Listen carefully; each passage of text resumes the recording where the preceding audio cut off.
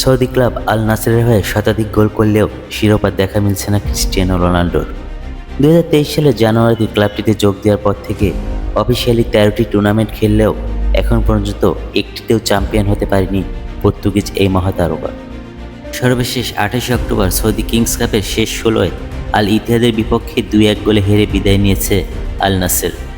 ম্যাচে প্রতিপক্ষ 10 জনের দলে পরিণত হলেও সেই সুযোগ কাজে লাগাতে ব্যর্থ হয় রোনাল্ডোর দল।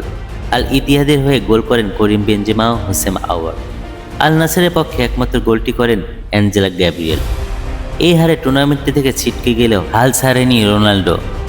ম্যাচের পর ইনস্টাগ্রামে সতীর্থদের উদ্দেশ্যে আবেগঘন বার্তায় তিনি লেখেন, আমার মাথা উঁচু করে দাঁড়াই, আমরা শিখি এবং জানাই যে আমরা আবার ঘুরে দাঁড়াতে পারি এবং একসাথে সামনে এগিয়ে যেতে চাই। রোনাল্ডোর এই বার্তায় ফুটে উঠেছে পরাজয়ের পরও তার ধীরতা ও দলগত ঐক্যের বার্তা।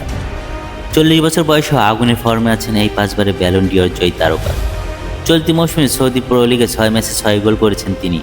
তবুও শিরোপার স্বাদ না পাওয়ায় তার জন্য বড় হতাশার।